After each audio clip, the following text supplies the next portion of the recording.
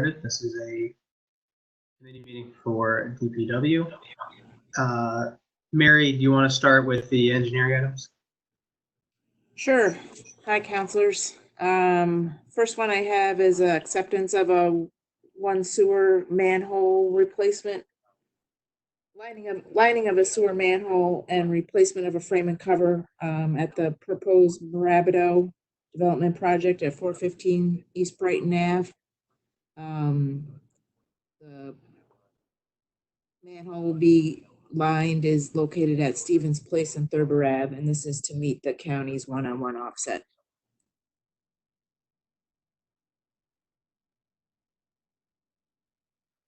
Any questions on that one? Counselors, any questions on that one?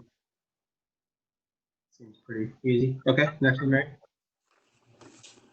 The next one is county, as part of their green infrastructure and to reduce combined sewer overflow, found a sanitary sewer on Grand Ave that's old and cracked and leaking. It's not in service, but it's taking a lot of the groundwater and going to the sewer plant. So they are proposing to abandon 1,770 feet of this 8-inch sewer between Velasco Road and De Palma Ave, which on one side of the road is Burnett Park, and on the other side of the road is the county's Harbor Brook Detention Basin area. So there's no chance that we'll really need that sewer in the future. So they are going to perform that abandonment for us at no cost. Okay. Any questions on that one? Oh, thank you.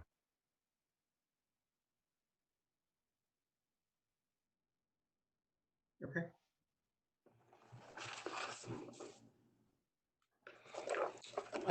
The next one is related to the Hiawatha Boulevard sidewalk expansion project, where we're also milling and paving Hiawatha between Van Rensselaer and Solar Street. This is authorization to enter an agreement with CITA so that we can get some reimbursement for the creek walk improvement elements of the project. So the agreement, CITA is willing to reimburse us $520,882.58. If you remember, a month or two ago, we were short money due to the bid results, and we bonded for $600,000 so that we could award the contract. So now CITA has come through with almost $521,000 so that we can get some more reimbursement on this project. I've also included percentages of reimbursement. We're only getting 1.94% Marchicelli. We might get some additional Marchicelli, but I think COVID-19 has put somewhat of a hold on the state funding. So that might come later, but right now we don't have the Marchicelli on the construction portion of the project. So there's 3 pieces of legislation: the CITA agreement, amending the bond ordinance to include the additional reimbursement, and amending the project authorization. Mary, when do we think construction will happen? It's going to start, we should have a schedule at the end of this week, but it's going to start in June. I don't know exactly the date yet. And how long is it supposed to take?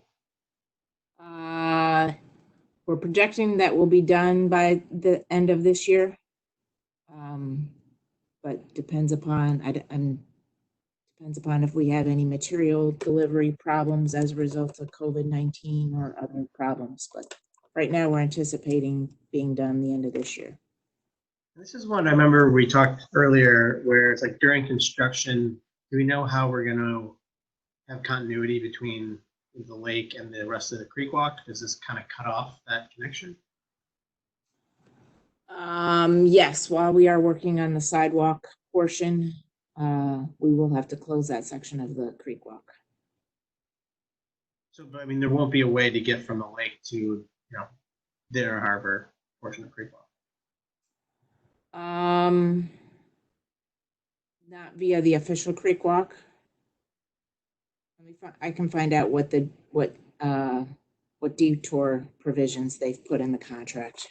I'm not sure offhand. Yeah, I just think particularly now with people doing outdoor activities, it might be particularly important. And so, yeah, if there's a way to make sure people can safely still get to the lake from downtown. That's a good question. Let me look into that. I just don't know the answer right now.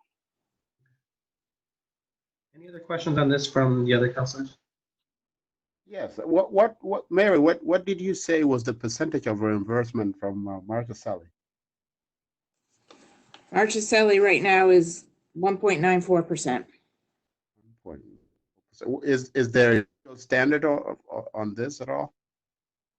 Or does it just They give us Marchicelli on a phase-by-phase basis. So basically, they gave us some Marchicelli for the design phase, and basically they have not funded Marchicelli for the construction phase. Okay, and the design phase is what? Is 1.9.4? That's No. The design phase was 189,000. Sorry, it's my computer. 189,000 plus 131,000, so roughly 320. and the cost of the project was what to design? That was the design, 320. Or 320. $320,000. They gave us 48,000. 48,000. Okay.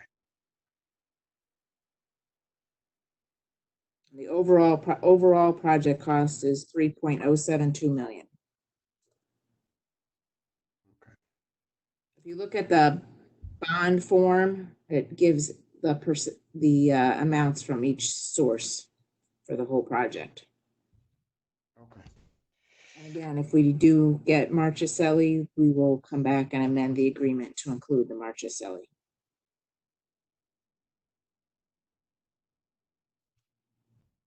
Additional Marchicelli. Any other questions on this?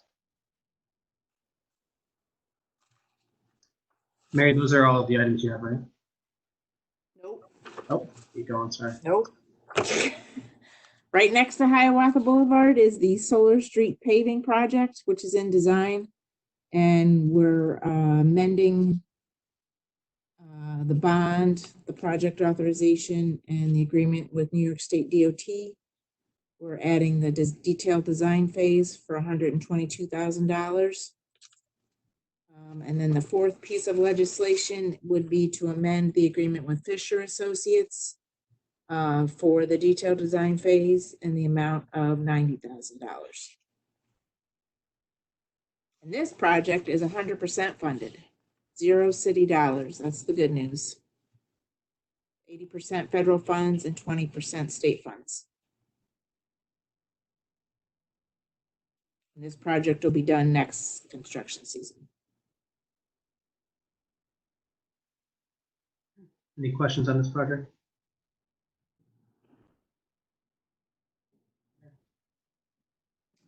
That covers my items. That's it, okay. So just to be clear, for the other members of the D.P.W committee, are you comfortable moving all the engineering items? Councilor Carney? Yeah, I'm fine with it. Councilors Rudd and Yeah, that's fine. Joe? Okay, all right. Thank you very much, Mary. Yep, and I'll get information on the Creek Walk detour. Commissioner Robinson, you don't have any items for this agenda, do you? Not on this one. All right, Commissioner Awald, do you want to take it for water? All right. Am I unmuted? Yes. All right, excellent. Okay, so I think we have 5 pieces here. I'll start off with the annual water fire service fee amendment. This is to amend the annual fire service fees to properties. It's an annual charge for their infrastructure. We're increasing it by a small percentage to recoup some of our costs associated with maintaining that larger infrastructure. Do you want me to go through each piece first or talk about one at a time? Let's do them one at a time because I think some people might have different opinions on each of them. Sure. So is there questions from counselors on this first one about that?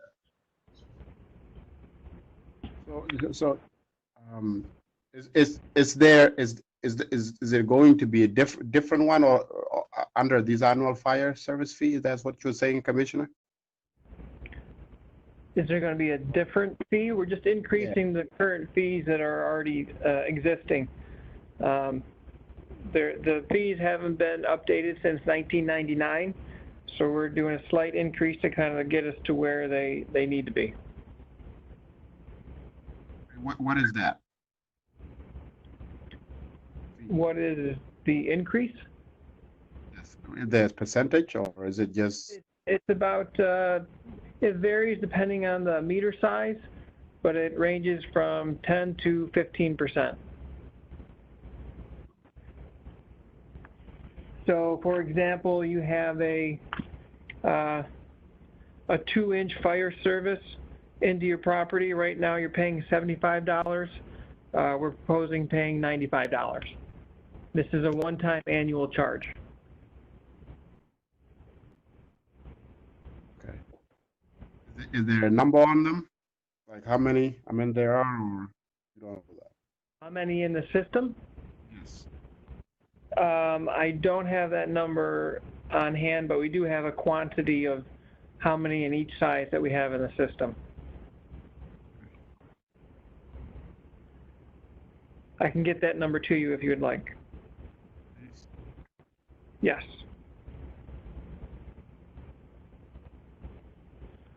Counselor, the other thing, just so you know, it came through, I think, this morning, an email from Evan Augustin in the mayor's office that has all the different request letters that have, the fees and all that. So if you had a chance, you can go along on there. Mm.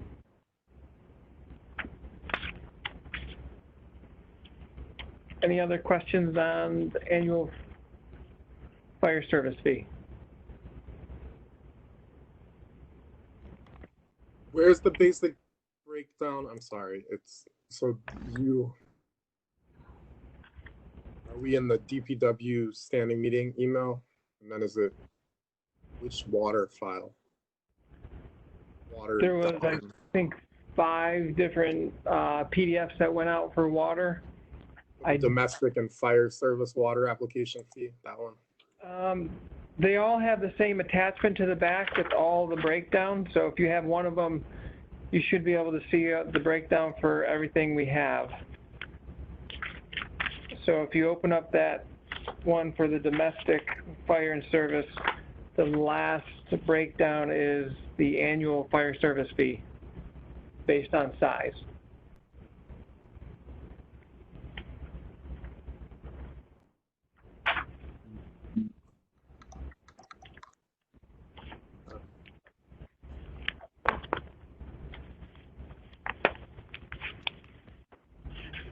I feel like it's if there was like a one table summary that just showed, because originally you asked, I think, for a 4% increase in like overall revenue, and that's what we gave you, right?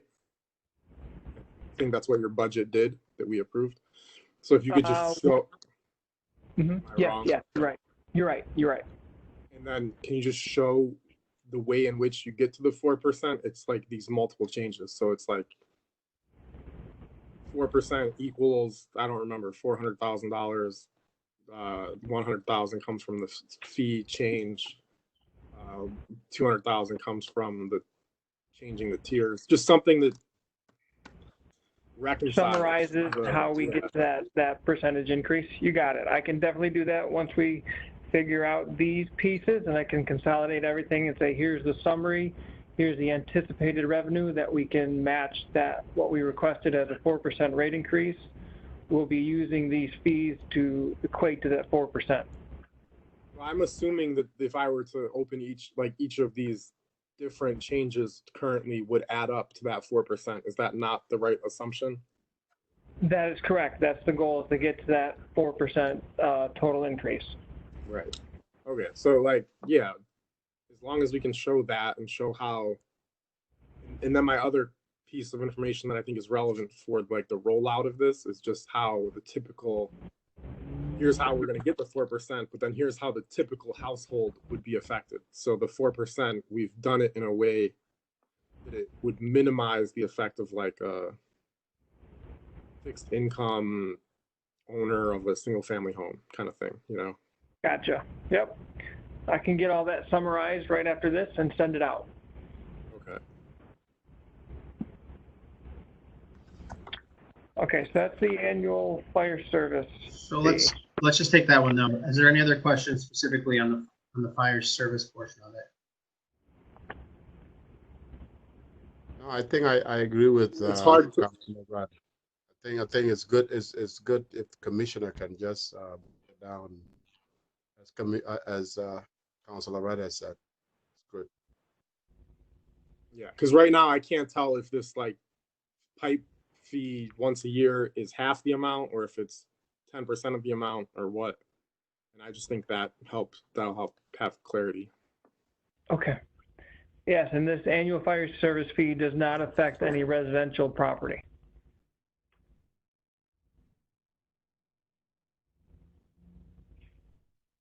Okay.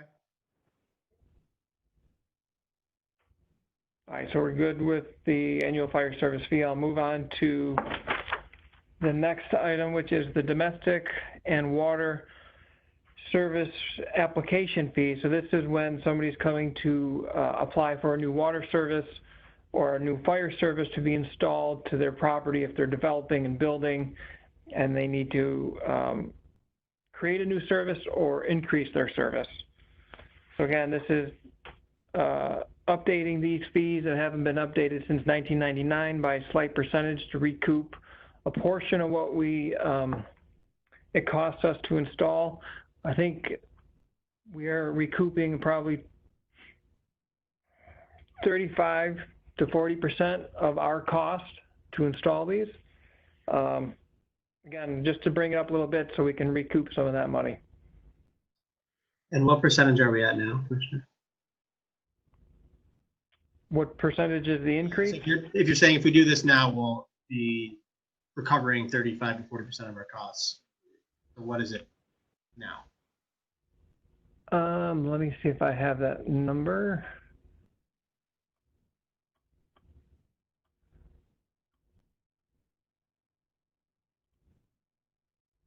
Right now, we lose about,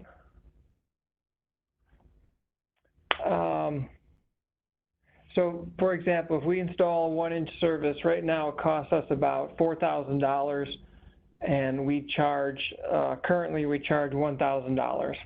So we're increasing that, that fee, that one-time fee to $1,500.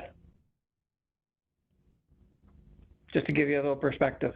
So it's not a huge increase. It's not covering our full cost. The goal is to get services onto the system because 95% of our revenue is based off consumption. I'd rather have them consuming over a long period of time to get them as a long-term customer. But we got to recoup a little bit of that initial cost. Commissioner, I would just say in my old jobs, I guess I'd look for like a fact sheet almost on this change, right? So the things that I think are important for the fact sheet are, look, the water department needs 4% more, is going to get 4% more revenue to make investments in our infrastructure. The 4% comes from these 4 changes. I would do from biggest to smallest. So whichever one is the biggest of the 3, and then each should have kind of like below it, a bit of an explanation of the highlights. So like the way these pipes change, the parts about how it's not going to affect homeowners much, on this other fee piece, the way it's only a fraction of the total cost, so we're going to recoup a greater fraction of the cost that we're investing, but we're not going the full way because we would rather have them as customers paying all the time, like that, just rationale there. And then for the remaining ideas, the same kind of critical points that have come up over and over. So I can imagine it fitting at longest like 1 page front and back, but it's just like a fact sheet. It's the kind of thing we could like share with the media when we officially approve this. And it just kind of gives the, like, it shows how thoughtful you've been, I think. So some direct bullet points, so we can address any comments or concerns brought up by But I some would of definitely these. do it in the context of, like, here's, we're going to get 4% more revenue, done in the most thoughtful way possible. It's these 3 or 4 changes. They account for this much each one. And then, like, the rationale, the kind of like the basics of each at a lower level, maybe on like the back page or whatever. That's how I envision it. I mean, feel free, other counselors, to like chime in on what you think would be on sort of a short summary of these. I mean, I definitely think for the domestic water installation, when you think of it as we're currently subsidizing new installation and we're still going to subsidize new installation, we're just reducing that subsidy. It becomes pretty clear to people that that is something we should be doing. And this is a one-time fee. It's not a reoccurring thing. It's just a one-time fee to come create that permit and hook up, and then that's it. So it's really just new users, not the current existing users. And I'm sorry, Commissioner, just I'm trying to go through everything that you had emailed us. Is this for both inside and outside city? So like, let's say someone in one of our neighboring towns or villages wants to also build and hook up to city water, that this falls under that as well? Are there different rates for that? Because I can't seem to, I mean, I understand there's different rates, but for the actual fee to hook up.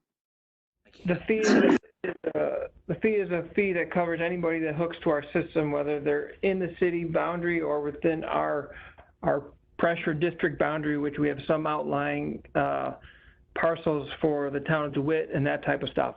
So anybody who hooks up to our system would have this fee. There's no differentiation, such as the rates have a differentiation between city users and outside city users, but the fee is a flat fee for anyone who hooks up.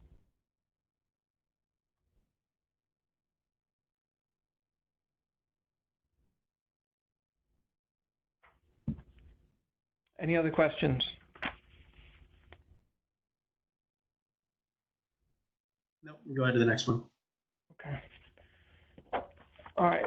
So the third one I have here is the water rate structure amendment. This is kind of what we talked about in the previous committee meeting as one of our options, and then we talked about it in our budget hearing. One of the options we had proposed was reducing the number of tiers in our rate structure to capture more of the bigger users at a little bit higher rate. Now, we haven't changed the rates from what they were previously. We just changed the level of consumption and reduced it. So the minimum quarterly rate is still $40.15 per unit. That's what it was last year.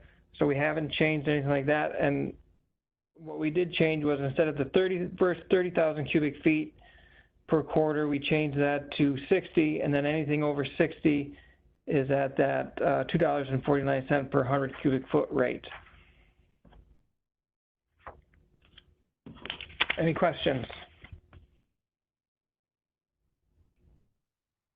So again, I guess to try to explain this in layman's terms to our constituents, Commissioner, in essence, what we're doing is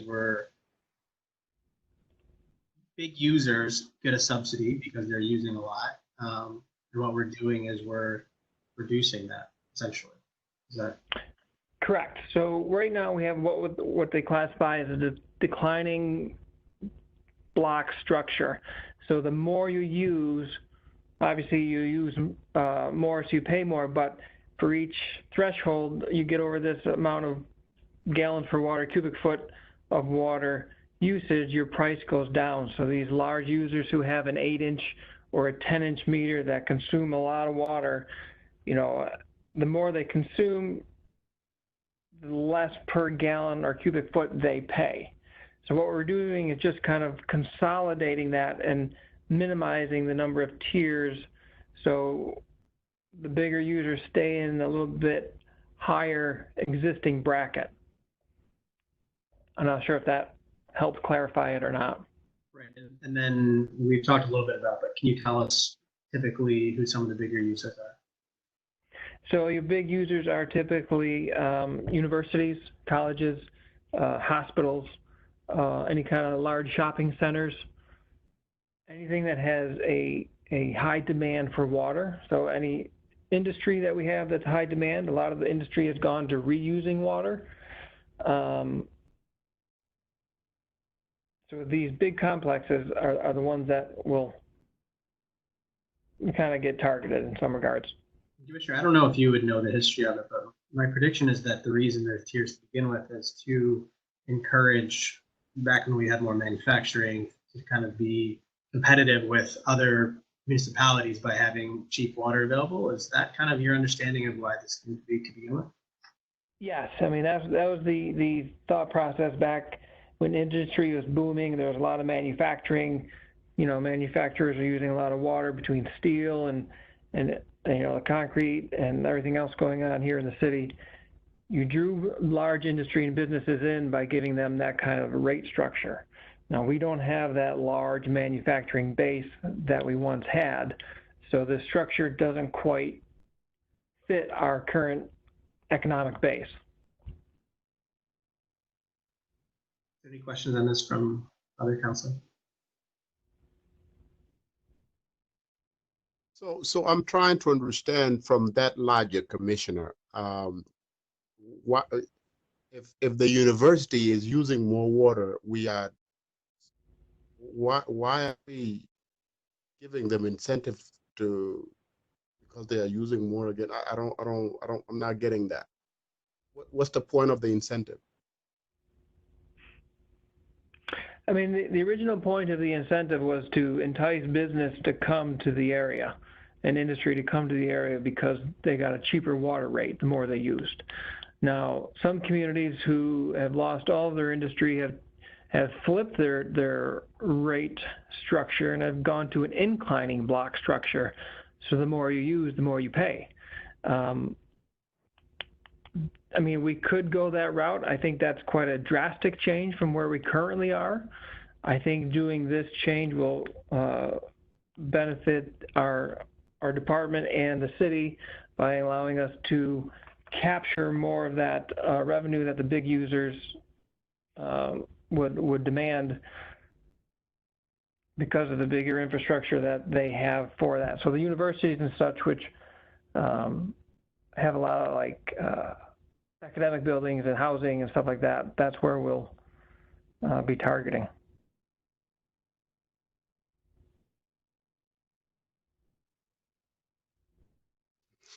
So what I mean, it would also be in an apartment complex, would that impact them or would it not because each unit is separately metered?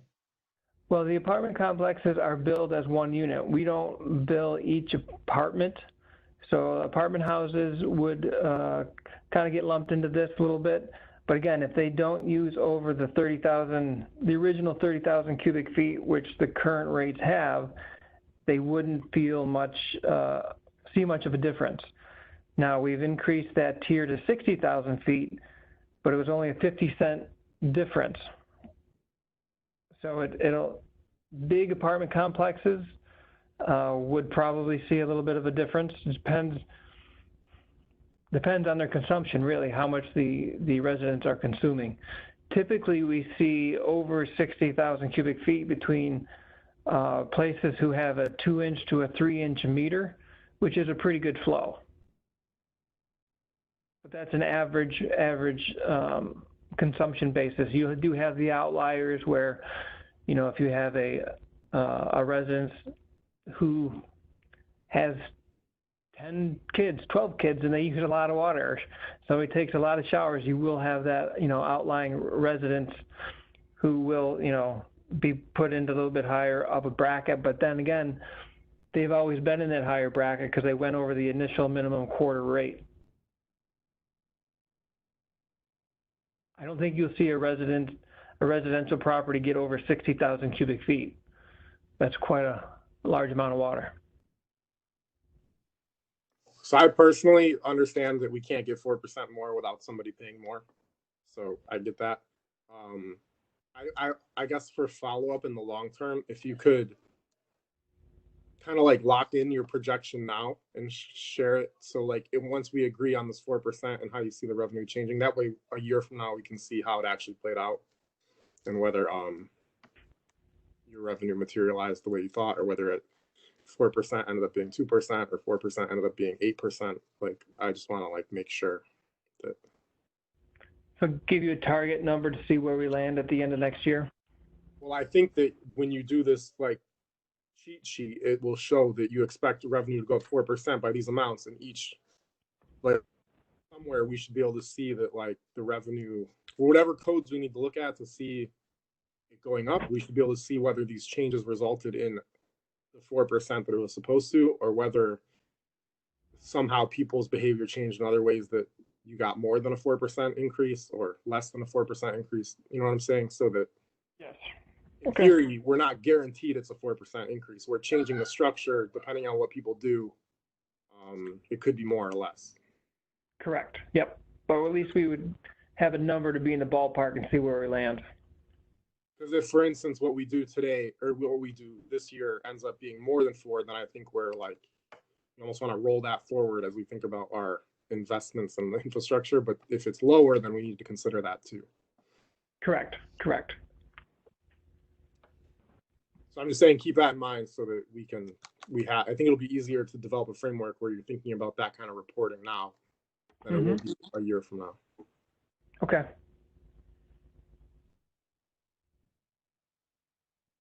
Other questions? Any other questions? Okay,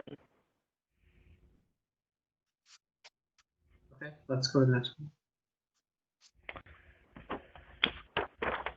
Okay, next one. Next one I have is the new fee that we had discussed, which was the infrastructure improvement fee, which is something new we don't currently have. So we would be proposing a new fee that would be placed on every property owner, and the fee would be based on their meter size. So based on your meter size and the AWWA maximum operating flow, it would scale up accordingly based on the meter size. And this would only be for improvements to the system, material improvements to the system. So this wouldn't be for any kind of overhead or labor or anything like that. It just would be strictly earmarked for buying pipe or valves or replacing a pump station, and it would be in a dedicated account so that we could only utilize it for material costs. On the letter itself, it kind of gives you the scaling rate for inside and outside the city fee.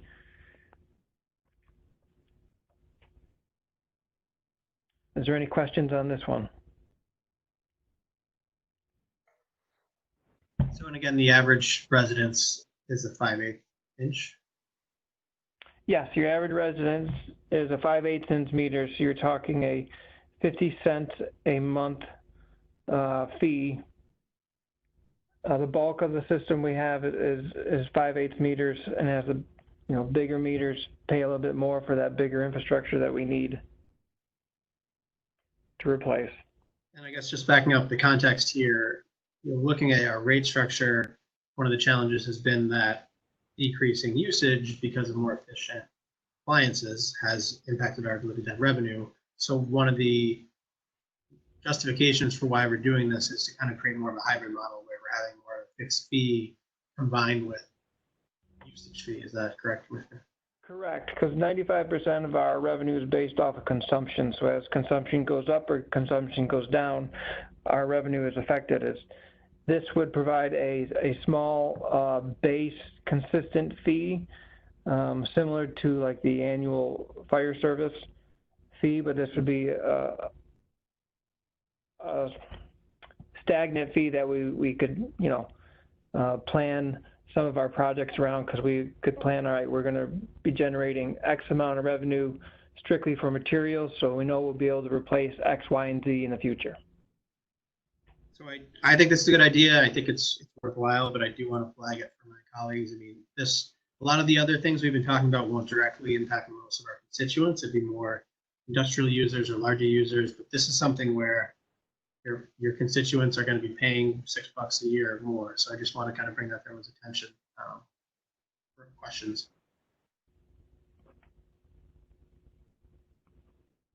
Yes, Commissioner, can you hear me? Yes. So I see here that you want that effective July 1st. Is there a way to let the resident know that it's happening? Once it goes through, is there a way for a communication to happen? Because I know that we're gonna get hit hard once with questions, and you know, is there a way we can let them know ahead of time before it happens, like notifications or anything like that? I don't know. I mean, these are public meetings, so there's that. It would be posted on the city website. I'm sure. Go ahead. And that, but it's not as if all the residents, as you can see when we do these meetings, not either people are working or people are doing something else, you know, that to sustain their lives. And with stuff like this, I'm just wondering, is there a way to let them know ahead of time that this is something that the city, this is going to affect and is going to be part of your bill in some way? That's a good question. I mean, it'll be printed on the water bills. You'll see it show up on the bill itself. I guess we have to think about what kind of a notification we would want to send out. Is it a broadcast through media? Is it a letter? I mean, we do a letter that's going to have an increased cost in postage and such like that. And I'm asking that because it's for transparency purposes. Because it's not, like I said, not everyone listen to these meetings, and when they see those fees, it just they're not aware. You know, when the way they see it, it's happening anyway. But it's good to let them know just that just to give them a heads up that this is happening. Everything to a hammer looks like a nail. So I'm going to say that I think this is where, if you have a good fact sheet, it will probably help you get a better media coverage that will help explain how we're raising additional revenue, but we're distributing the burden in the ways that we are. So there would be an increase, but it shouldn't be whatever. This is a 50 cent a month, $1.50 a quarter change. So I think if we can have somehow, if the typical user has a reference point in this like fact sheet, I would assume people would communicate that to the extent they want to cover a water increase. So I think that would be helpful. I also wouldn't want to spend any money to I wouldn't want to spend 50 cents to tell people we're going to charge them $1.50 more. But.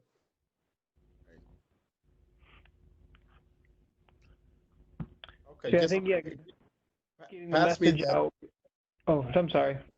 When you get that, Commissioner, when you get all that breaking down, just when you send it to me. I don't know if you're going to send it to the rest of the council, but send it to me. Yes, I'll send it to everybody on the council. Communicate that somehow. Yeah. All right. Thank you.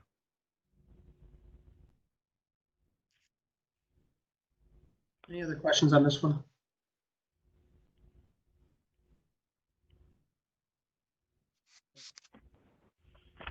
You have another one, Commissioner? I have one more. It actually got a little bit mislabeled. It says hydrant usage fee. It was supposed to be a meter fee. So I don't know if you want to talk about what the meter fee was supposed to be for, and it's already there. What I was just looking at is that, again, recouping, we're losing money every time we install a meter. We're just trying to recoup some of that loss. I'm not sure if you want me to resubmit it or just it just the title's wrong or that the information's wrong? The title's wrong, the title's wrong and the ordinance number's wrong, but the fee schedule is correct. So, I mean, I can kind of go over what we were looking at, what the meters cost us and what we were looking at proposing as a fee. Okay. Yeah, I think you can resubmit to the clerk that, but we can still move it as if it was correct for the purpose of this. Okay. So, again, similar to a lot of our other stuff, the meter to install and remote read for a domestic meter hasn't been updated since I think 1999, or maybe this one might have been 2004. But right now, if we install a domestic meter, it's a $110 charge, but the meter itself costs us $150.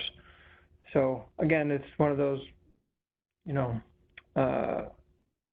loss leader type of things where we install it at a loss but recoup it over time. So we were proposing to just almost break even on our costs.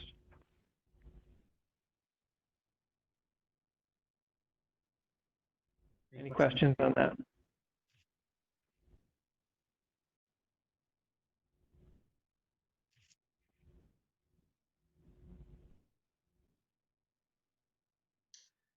Okay, and that's all you have, right, Commissioner? Yes, that's all I have. So I'm comfortable moving all these, but if there's ones where someone's comfortable with 4 but not 5 of them, I guess we'll start with you, Councilor Rudd. Fine, moving it forward, I look forward to the fact sheet, and I assume there may be questions from other people who aren't on the committee, which is fine. Councilor Carney?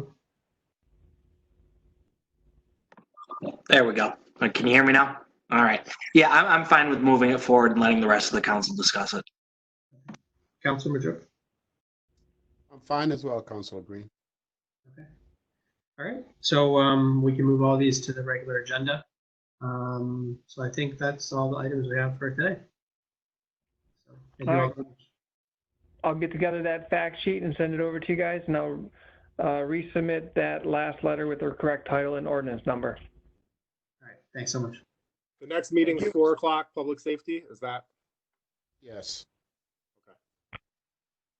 Sounds good. All right.